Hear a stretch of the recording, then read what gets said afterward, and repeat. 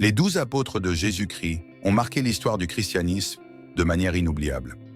Issus de milieux très modestes, certains étaient pêcheurs, d'autres artisans, mais tous ont répondu à l'appel divin, mettant de côté leur vie d'avant pour devenir les témoins de la résurrection de Jésus et les messagers de son évangile. Leurs vies ont été consacrées à la diffusion de cette bonne nouvelle, mais cette mission n'a pas été sans danger. Leur engagement les a conduits à travers des épreuves terribles, allant de la persécution à la martyrisation.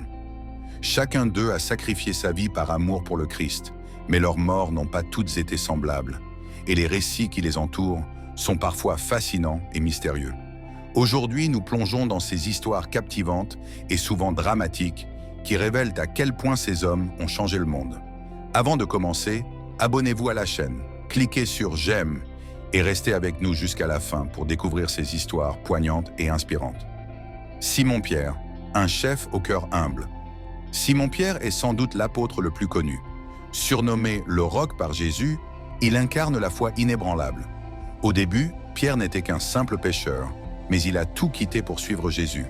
Après la Pentecôte, Pierre devient un pilier de l'église de Jérusalem, ne craignant pas les persécutions pour prêcher l'évangile.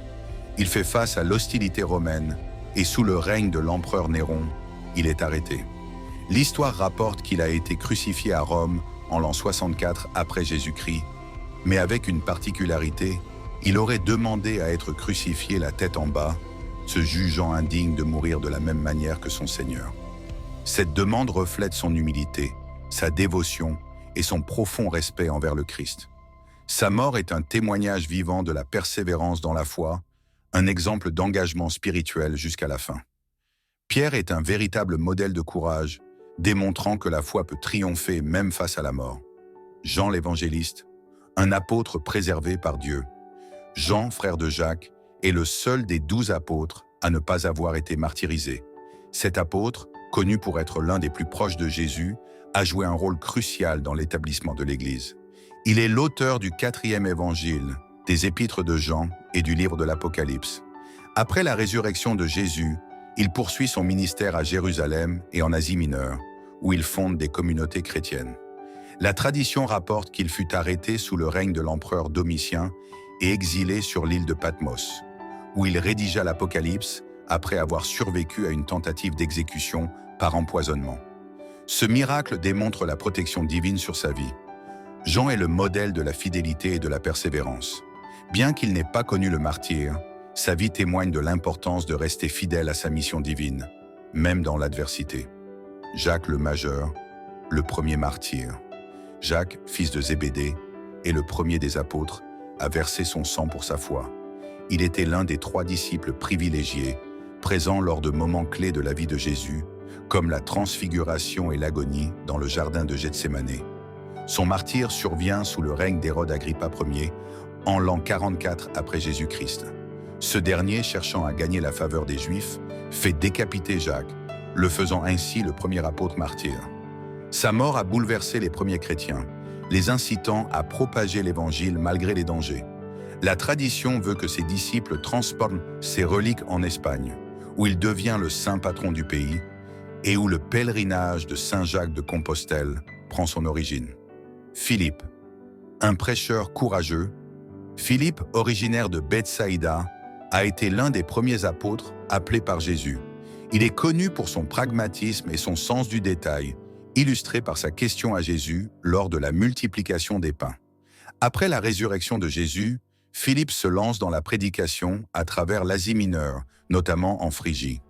La tradition rapporte qu'il aurait été crucifié à Hiérapolis en l'an 80, soit la tête en bas, par humilité, ou encore lapidé, selon d'autres sources. Peu importe la forme de son martyre, Philippe reste un exemple de dévouement et de courage face à la persécution. Thomas, le voyageur infatigable. Thomas, surnommé l'incrédule à cause de son doute initial sur la résurrection de Jésus, subit une profonde transformation après avoir vu les plaies du Christ. Ce moment de reconnaissance changea sa vie à jamais, et il devint l'un des plus fervents défenseurs de la foi chrétienne. Thomas voyagea jusqu'en Inde, où il établit des communautés chrétiennes qui existent encore aujourd'hui. Il est tué par une lance en prière, devenant ainsi un martyr pour sa foi. Sa vie et sa mort illustrent la possibilité de la rédemption et la force de la foi, même pour ceux qui doutent initialement. Matthieu, de collecteur d'impôts à évangéliste. Matthieu, ancien collecteur d'impôts, est l'un des apôtres dont la conversion est la plus frappante. Avant sa rencontre avec Jésus, il menait une vie de corruption et de mépris. Mais lorsqu'il répond à l'appel de Jésus, il laisse tout derrière lui. Matthieu est traditionnellement l'auteur du premier évangile, qui met en lumière la façon dont Jésus accomplit les prophéties de l'Ancien Testament. Sa mission d'évangélisation l'a mené à travers des régions comme l'Éthiopie, la Macédoine et la Perse, où il finit par être martyrisé. Selon certaines traditions, il aurait été transpercé par des lances en Éthiopie, mais peu importe la méthode, son sacrifice témoigne de sa foi inébranlable. Le sacrifice des apôtres. Les histoires des apôtres ne sont pas seulement des récits historiques, elles sont des témoignages vivants de foi, de courage et de sacrifice. Chaque apôtre a payé un prix pour sa fidélité au Christ, allant jusqu'à donner leur vie pour propager l'Évangile. Leur vie et leur mort continuent de nous inspirer aujourd'hui, nous rappelant que la foi chrétienne est une foi de persévérance, d'engagement et de courage. Les apôtres nous montrent qu'il existe différentes voies pour servir Dieu, mais toutes sont marquées par un appel à dépasser la peur et à vivre selon les principes de l'Évangile.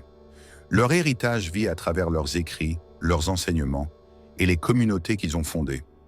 Si vous avez apprécié cette exploration des vies des apôtres, n'oubliez pas de vous abonner à notre chaîne et de partager cette vidéo pour inspirer d'autres à suivre l'exemple des premiers disciples du Christ.